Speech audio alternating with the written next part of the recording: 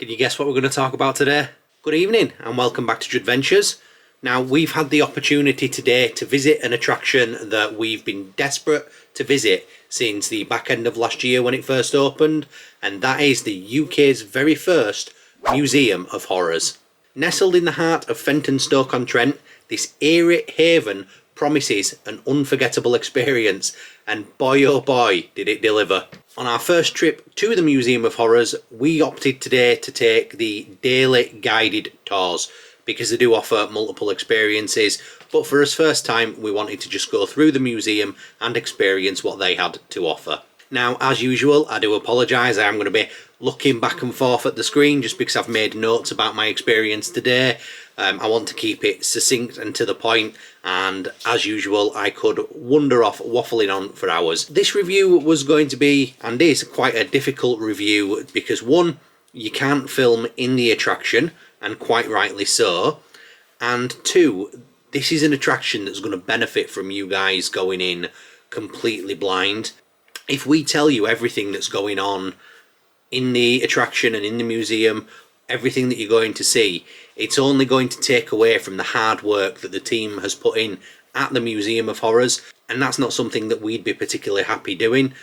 They've put in so much work to this place that really you deserve to be the one to go in there and see it for the first time, rather than see it on screen and rather than hear about the exact details from us.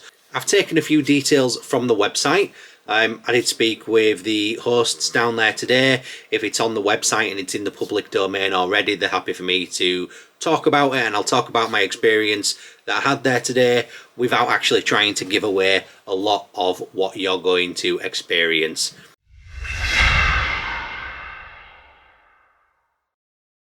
There are multiple rooms within the attraction itself. The tour begins in one of the rooms and moves throughout multiple rooms in the building, all with different themes. There's a dungeon experience, there's a true crime exhibit, an apocalyptic area, an exorcism room, and a showroom with all of the props at the end as well. There's lots of different things going on, and it's really great that this theming changes throughout the entire attraction as you're going through. In terms of the theming, wow, I really can't describe what it's like in this museum. You're standing on the outside of the Museum of Horrors and you've just got this quaint and slightly rundown looking little building in the heart of Fenton, and you almost wonder on the outside, is the hype that you've heard about this place real? Looking at the building, it looks small, you don't think there's much to it, but from the moment that you cross the threshold, you really are transported into a realm of darkness and suspense. The theming was nothing short of exceptional. There's details in every little corner, eerie lighting, special effects, they've got sound effects tracks and flipping smell pods. Now, this is a small attraction when you compare it to the likes of Merlin attractions or Universal or Disney attractions, these giant corporations with just thousands of pounds of money being able to throw in and invest in their attractions, and this small little attraction is using smell pods. I really can't describe just the attention to detail that they've really put in. Each room had its own twisted tale to tell. The attention to detail was spine tingling, and just sitting down in the first room made you feel like you were a character in your own horror movie. The variety of rooms just left me awestruck. The winding corridors lead you through like macabre scenes with intricate detail and theming in every nook and cranny, and it really keeps you guessing as to what's coming next. There's points of the experience where I really did think that I was going to get dragged away by my ankles down the corridor. Although Gemma, one of the hosts, did almost drag me off, so be warned people, Ed Sheeran jokes are off limits. Now, horror aficionados amongst you can rejoice because, as well as the intricate theming and the details that you can see in every room, and not just in the rooms, all of the corridors as well, you're walking through, and without telling you what's in the corridors, There's not one area that's been left untouched. You would think that you would put effort into one room, you'd walk down a corridor, you'd go into another room, but it's not.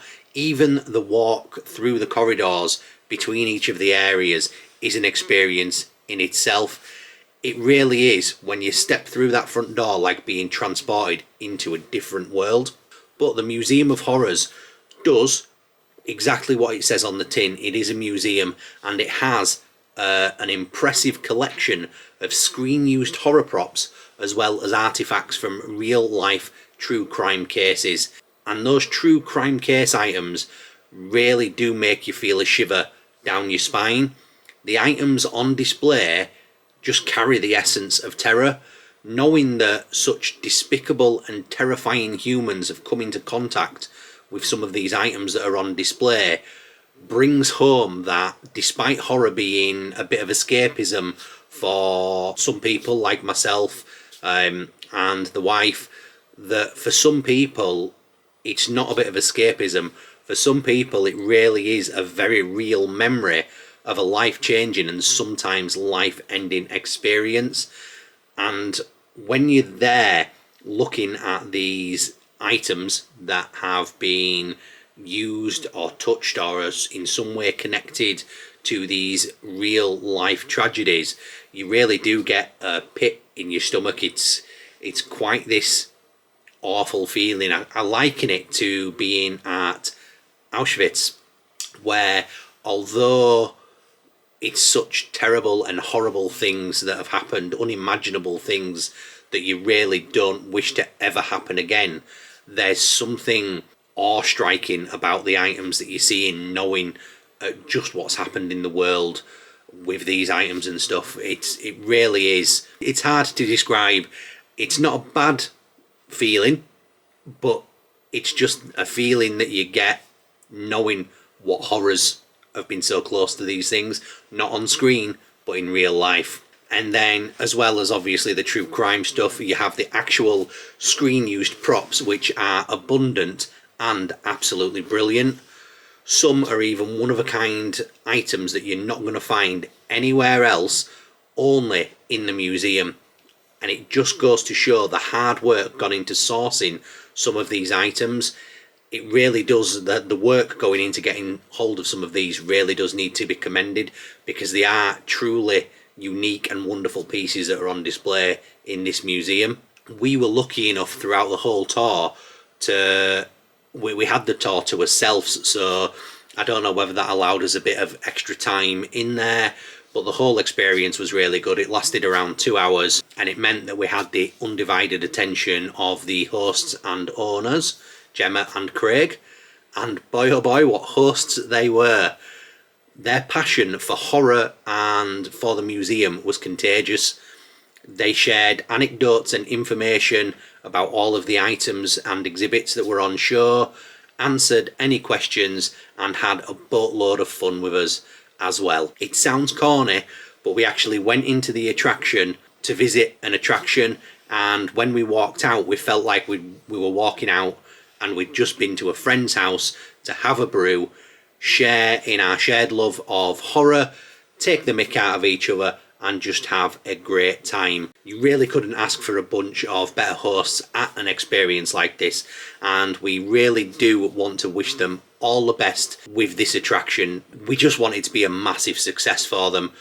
You can tell that there's a real passion and love that's gone into this entire place, and it deserves to be a success, as I'm sure it will be. After visiting, it's an attraction that feels like it wouldn't be out of place in a huge metropolitan area like Liverpool, London or Manchester, and I really do think that in the future we could see multiple Museum of Horrors pop up all over the place in some of these larger locations. That's how confident I am of how good this attraction is and the effort that's been put in. I don't think there's enough horror attractions in the UK. We get in there on Halloween, we're bringing more and more scare events and scare attractions out. Everywhere's picking them up these days, but to this level no one's doing it, and no one's doing it all year round, and I do think there is a big desire there. So I think this place could be an absolutely huge success, and fingers crossed, we do wish all the best for all three of the hosts and the owners over at the Museum of Horrors. So in conclusion, as we exited the Museum of Horrors, we exited with a sense of excitement, because it wasn't really just a visit, it was an immersive journey into the darkest recess of three horror fans' imaginations. So if you crave spine-chilling wonder and you want to lose yourself for a while in the world of the macabre, then the Museum of Horrors is an absolute must-see. And for a ridiculously cheap price of £12.50 per person, you're not going to find anywhere as unique and as immersive for so cheap. And this is just for the daily guided tour as well.